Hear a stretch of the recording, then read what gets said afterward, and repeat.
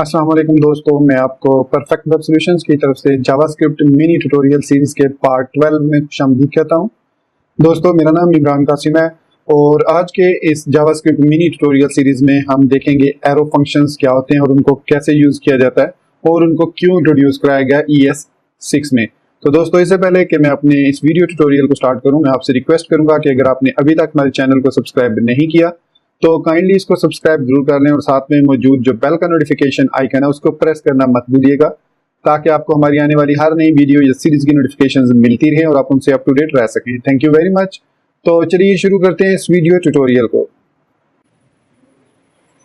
तो सबसे पहला क्वेश्चन जो ज़हन में आता है कि what are fat arrow functions and why they are introduced in JavaScript. तो इसका पहले क्वेश्चन का आंसर ये है कि fat arrow functions is a new way, एक नया तरीका है फंक्शंस को राइट करने का ES6 के अंदर। इसके अलावा इसके अंदर ऐसे फीचर्स ऐड किए गए हैं जो ट्रेडिशनल फंक्शंस के अंदर नहीं है या उनको इनकी जरूरत नहीं थी ट्रेडिशनल फंक्शंस के अंदर, और उनको ES6 के फैट एरो फंक्शंस में खत्म कर दिया गया। तो सबसे पहले हम देखते हैं क्विकली कि इसको राइट कैसे किया जाता है, फैट एरो फंक्शंस को, different way of writing fat arrow functions. तो सबसे पहला जो इसका तरीका है इसको लिखने का वो ये है कि हम इसमें ब्रैकेट्स लगाते हैं अगर हम कोई भी पैरामीटर पास नहीं कर रहे उस मेथड को या फैट एरो फंक्शंस को, फिर उसके बाद equal sign, greater than sign और फिर बॉडी ऑफ फंक्शन। तो ये हमारा तरीका है फैट एरो फंक्शन को लिखने का, simple brackets, greater equal sign, greater than sign और ब्रैकेट्स, कर्ली ब्रैकेट्स। तो इसका एक तरीका तो ये है। लेकिन सपोज अगर आप एक वेरिएबल पास करना चाह रहे हैं तो उसके लिए आप क्या करेंगे, उसके लिए हम यहाँ पर सिंपली विदाउट एनी ब्रैकेट्स उस वेरिएबल का नाम लिखेंगे, जैसे मैंने यहाँ पर नम लिखा है, और fat arrow and then parenthesis and these parentheses will have the functionality of this function।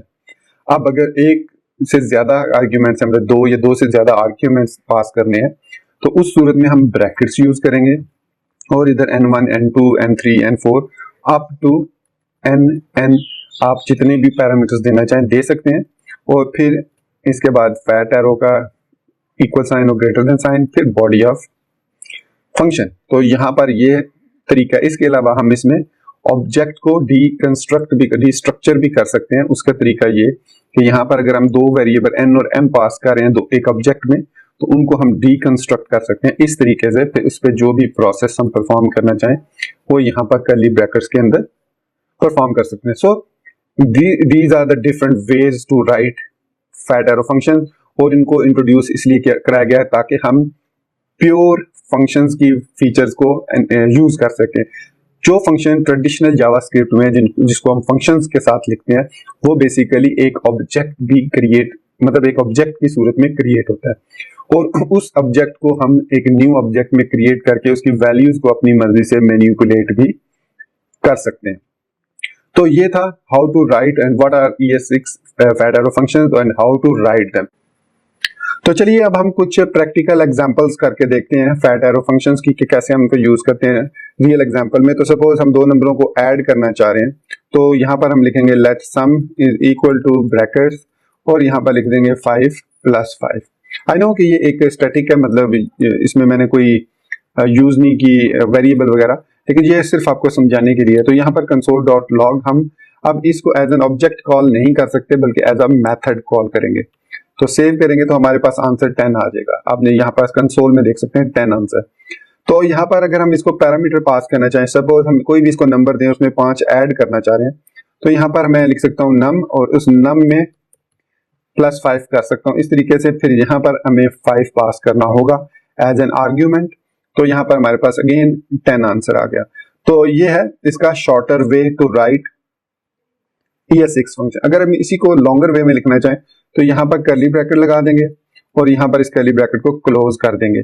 तो अब हम अगर इसको रन करेंगे तो अब हमें कोई भी आउटपुट नहीं मिलेगी। सेव करेंगे इसको तो ये देख सकते हैं हमें यहाँ पर मिला अनडिफाइंड, क्योंकि अब हम इसको रिटर्न नहीं कर रहे यहाँ पर। तो हमारे पास मैसेज क्या आ रहा है, अनडिफाइंड। आउटपुट जो console.log की है वो अनडिफाइंड आ रही है, क्योंकि ये सम फंक्शन या सम एरो मेथड कुछ भी रिटर्न नहीं कर रहा। तो यहाँ पर मैं इसको कर देता हूँ रिटर्न। तो अब मैं अगर सेव करूंगा तो अब हमारे पास 10 आंसर आ गया। तो लेकिन अगर आप इस रिटर्न को, एक ही लाइन का कोड है और इस रिटर्न को ओमिट करना चाह रहे हैं इस तरीके से, तो फिर आप ब्रैकेट्स को भी ओमिट करके एक ही लाइन में इसको लिखेंगे। एक ही लाइन में मैंने इसलिए कहा कि अगर आप इसको नेक्स्ट लाइन पे लिखते हैं फैट एरो को इस तरीके से, मतलब आप इसके चाह रहे हैं कि जरा खूबसूरत नजर आए, तो इस पर ये काम नहीं करेगा। तो अनएक्सपेक्टेड सिंटैक्स एरर आएगा, अनकाट सिंटैक्स एरर, अनएक्सपेक्टेड टोकन, और वो फैट एरो का कह रहा है। तो फैट एरो को हमें यहां पर लिखना पड़ेगा। लेकिन अगर हम यहां पर इस तरीके से लिख लेते हैं कि उसके बाद हम num+5 को नीचे ले आते हैं और सेव करते हैं, तो अब आप देख सकते हैं कि हमारे पास आंसर करेक्ट आ रहा है। तो ये फैट एरो को हम नेक्स्ट लाइन पर नहीं लिख सकते, इसका ये मीनिंग है। तो ये था इसका सिंपल वे, इसको एक ही लाइन में हम लिखेंगे। मल्टी लाइन लिखनी हो तो हम यहाँ पर कर्ली ब्रैकेट्स लगा देते हैं। एक आर्ग्यूमेंट पास करना हो तो उसके लिए हमें ब्रैकेट लगाना ऑप्शनल है, लेकिन लगाना चाहें तो लगा सकते हैं, इसमें कोई मुजायका नहीं है, कोई एरर नहीं है, बल्कि इट विल वर्क फाइन। लेकिन कहा यह जाता है कि जरूरत नहीं। अब अगर हम 2 पैरामीटर जब पास करना चाहें तो यहां पर अब ब्रैकेट देना जरूरी है। यहां पर हम ब्रैकेट दे के बगैर काम नहीं कर सकते। num2 लिखा, सेव किया, तो 10 आंसर हमारे पास console.log में 10 आंसर आ गया। तो अगर मैं अब इसमें ये खत्म कर देता हूं ब्रैकेट्स, तो अब हमारे पास एरर आएगा। तो एरर आया uncaught syntax error, unexpected token, मतलब सेम एरर आया, क्योंकि कॉमा जो है बेसिकली हम वेरिएबल्स को सेपरेट करने के लिए यूज करते हैं। मतलब मैं यहां पर लिखता हूं लेट n1 n2 n3, तो ये मैंने 3 वेरिएबल्स क्रिएट किए जो कि लेट कीवर्ड के साथ n1 n2 n3, तो यहां पर मैं इनको वैल्यूज असाइन भी कर सकता हूं इस तरीके से। तो बेसिकली यहां पर कॉमा का मकसद भी उसको यही लगा कि जैसे 2 वेरिएबल्स हम क्रिएट कर रहे हैं और ये जो एरो है ये एक अनएक्सपेक्टेड है। तो अगर मैं यहां पर ब्रैकेट्स लगा देता हूं तो अब वो इसको रीड कर लेगा कि भाई ये करेक्ट वे है, अब ये अनएक्सपेक्टेड टोकन का एरर नहीं आएगा। सेव करते हैं इसको, तो हमारे पास आंसर 10 आया। तो इसके अलावा हम इसमें ऑब्जेक्ट्स भी पास कर सकते हैं। सपोज मैं यहां पर console.log में n1 5 और n2 5 ये पास करना चाह रहा हूं, तो यहां पर मैं इसको सिंपली नम कर सकता हूं, नम्स यानी नंबर्स, और फिर यहां पर मैं लिख सकता हूं nums dot n1 plus nums dot n2। यहां पर मैंने ऑब्जेक्ट क्लोज नहीं किया, तो ये भी ऑब्जेक्ट को हमने पास करके मैनिपुलेट कर लिया, तो हमारे पास आंसर 10 आया। लेकिन इसको डिस्ट्रक्ट भी कर सकते हैं। अगर आपने मेरा डिस्ट्रक्चरिंग का ट्यूटोरियल नहीं देखा जावास्क्रिप्ट, इसी सीरीज में डिस्ट्रक्चरिंग का ट्यूटोरियल भी है, उसमें हम क्या कर सकते हैं, इस ऑब्जेक्ट को हम डिस्ट्रक्ट कर सकते हैं। जहां पर किस तरीके से, हम यहाँ पर ब्रैकेट्स यूज करेंगे और यहाँ पर जो नाम हमने कीज वैल्यूज दी हुई है, ये की वैल्यूज ये हम एज इट इज उसी ऑर्डर में यहाँ पर पास कर देंगे। फिर हमें ये नम्स लिखने की जरूरत नहीं रहेगी। तो इस तरीके से हम लिख सकते हैं और हमारी आउटपुट भी सेम आएगी, कोई एरर नहीं आएगा। तो दोस्तों ये थी इनकी प्रैक्टिकल एग्जांपल के किस तरीके से हम एरो फंक्शंस को यूज कर सकते हैं और प्रैक्टिकली इनको किस तरीके से हम राइट कर सकते हैं। मल्टीपल लाइंस लिखनी हो तो डेफिनेटली हमें उसको कॉल करना पड़ता है विद इन कर्ली ब्रैकेट्स। अब यह है कि हम ऑब्जेक्ट के अंदर भी एक सिंगल, अगर हमने ऑब्जेक्ट क्रिएट किया है तो उसके अंदर भी हम एरो फंक्शंस को यूज कर सकते हैं। वो चलिए हम देखते हैं। तो ऑब्जेक्ट के अंदर किस तरीके से हम इसको पास कर सकते हैं, मैं इस सारे को कमेंट करता हूं और यहां पर मैं एक ऑब्जेक्ट क्रिएट करता हूं कैलकुलेटर का नाम का, सॉरी यहां पर मैं कहता हूं लेट कैलकुलेटर, बल्कि इसको कैलकुलेटर कह लेते हैं, चलिए ठीक है ऐसे ही कह लेते हैं, इज इक्वल टू ऑब्जेक्ट। अब इस ऑब्जेक्ट के अंदर हम जेसन ऑब्जेक्ट है, ये की वैल्यू पेयर्स देते हैं। तो यहां पर मैं लिखता हूं ऐड और इस तरीके से, और फिर उसके बाद हम इसमें कोई भी 2 नंबर दे के उनको n1 प्लस n2 कर सकते हैं। मतलब यहां पर हम n1 n2 पास कर सकते हैं, कॉमा सब n1 कॉमा n2, तो n1 माइनस n2, और डिव मतलब डिवाइड करना है, डिव लिख लेते हैं n1 कॉमा n2 और n1 डिवाइडेड बाय n2, फिर इस तरह multiply n1 comma n2, n1 multiply by n2। तो ये हमने एक ऑब्जेक्ट कैलकुलेटर क्रिएट कर दिया और उसके अंदर हमने 4 मेथड्स यूजिंग ES6। हम नो डाउट हम ट्रेडिशनल वे में भी कर सकते हैं, लेकिन ट्रेडिशनल वे में वो ऑब्जेक्ट भी कहलाए जाते हैं, ये ध्यान में रखिएगा।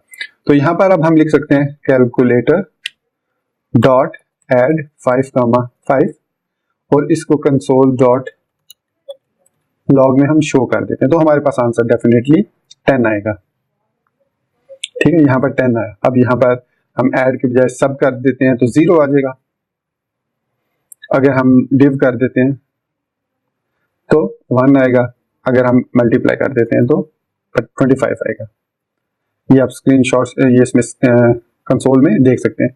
तो ये है हमारे पास इसका फैट एरो फंक्शंस। अब इसमें डिफरेंसेस देखना चाह रहे हैं कि क्या क्या डिफरेंस हैं, तो यहाँ पर मैं आपको बता दूं कि यहाँ पर हमारे पास MDN नेटवर्क पर फैट एरो MDN में लिख के सर्च करता हूँ, तो यहाँ पर हमारे पास एरो फंक्शंस जावास्क्रिप्ट MDN में अगर हम चले जाएं तो यहाँ पर हमारे पास काफी सारे इसके फीचर्स हैं जो डिफरेंस है, यानी शॉर्टर फंक्शंस हैं जो एरो फंक्शंस हैं।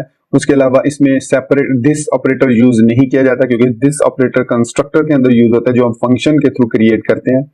फिर उसके अंदर यहाँ पर रिलेशन विद स्ट्रिक्ट, यहाँ पर आपको no binding of arguments. Arguments basically एक रिजर्व वर्ड है इनसाइड जावास्क्रिप्ट, तो यहाँ पर आप उसको रीड कर सकते हैं कि इसने आर्ग्यूमेंट 1 2 3 लिखा है, तो इसने जब आर्ग्यूमेंट इनटू 0 किया यूजिंग फैट एरो फंक्शन तो इसने हमें रिटर्न किया 1, मतलब इसने आर्ग्यूमेंट्स वेरिएबल को उठा लिया और उसके अंदर से 0 इंडेक्स को उठा के यहाँ पे शो कर दिया। लेकिन अगर हम इसी फंक्शन को ट्रेडिशनल वे में देखते हैं फू फंक्शन के साथ n, तो जब हमने इसको 3 पास किया तो इसको आर्ग्यूमेंट इनटू 0, यहाँ पर अब हम फैट एरो फंक्शन को यूज कर रहे हैं विद इन नॉर्मल फंक्शन, तो इसने 0 अपने पेरेंट का जो n है उसी की वैल्यू को एज एन आर्ग्यूमेंट ले लिया। तो जहां पर जब हमने इसको 3 पास किया तो इसने 3 + 3 6 कर दिया, n में भी 3 और आर्ग्यूमेंट 0 में भी 3, तो 3 + 3 हमारे पास 6 आंसर आया, जो नॉर्मली हमारे पास ये आना चाहिए था 1 यहां से उठाता और n यहां से उठाता अगर ये ट्रेडिशनल वे होता, तो यहाँ पर हमारे पास आंसर 4 आना था। उस सूरत में ट्रेडिशनल वे में हमारे पास 4 आंसर आना था। यहाँ पर भी आप देख सकते हैं कि यहाँ पर ये यूज कर रहे हैं जो आर्ग्यूमेंट्स वो एरे के लिए यूज कर रहे हैं, इसको स्प्रेड सिंटैक्स करते हैं। यहाँ पर आर्ग्स के नाम से एक एरे है, एरे पास हो रही है तो उसके अंदर आर्ग इनटू 0 है, तो definitely arg into 0 return f into 10 कर रहे हैं हम यहाँ पर, तो ये हमारे पास 10 आर्ग्यूमेंट 0 में अब 10 आ जाएगा और n में हमारे पास 1 यहाँ से पास हो रहा है, तो 11 आंसर आएगा। तो आप इसको रीड कर लीजिए और इनकी जो एग्जाम्पल्स हैं उनको रन करके देख लीजिए। तो arrow function used as method, तो ये एक बहुत इंपॉर्टेंट चीज है कि एरो फंक्शंस को हम मेथड्स की तरह यूज करते हैं, हम इनसे ऑब्जेक्ट क्रिएट नहीं कर सकते, मतलब इनको सिंगल विदाउट पैरेंथेसिस हम कॉल नहीं कर सकते। और अगर आपको याद हो क्लासेस के अंदर भी हम मेथड्स को मेथड्स के तौर पर ही यूज करते हैं। मेथड या तो कोई वैल्यू प्रिंट करता है या कोई वैल्यू रिटर्न करता है, ये दो ही उसकी कंडीशंस होती हैं। ठीक है, तो दोस्तों ये था हमारे पास आज का फैट एरो फंक्शन का। इसमें मैंने ज्यादा डिटेल में, क्योंकि ये वीडियो फिर बहुत ज्यादा लंबी हो जानी थी, अगर आपको इसकी एग्जांपल ये जितनी भी ये एग्जांपल्स की एक्सप्लेनेशन चाहिए विद एग्जांपल मैं गाइड करके दिखाऊं, तो आप मुझे इस वीडियो कमेंट सेक्शन में जरूर बताइएगा, मैं आपको वो भी करके बता दूंगा। लेकिन यहाँ पर मैं अपने इस वीडियो ट्यूटोरियल को खत्म करता हूँ और उम्मीद करता हूँ कि ये आपको वीडियो पसंद आई होगी और आप इसको लाइक करना, मेरे चैनल को सब्सक्राइब करना नहीं भूलेंगे। अपनी दुआओं में याद रखिएगा। मेरे साथ रहने का बहुत बहुत शुक्रिया। अब आपसे इजाजत चाहूंगा। अल्लाह हाफिज एंड गुड बाय।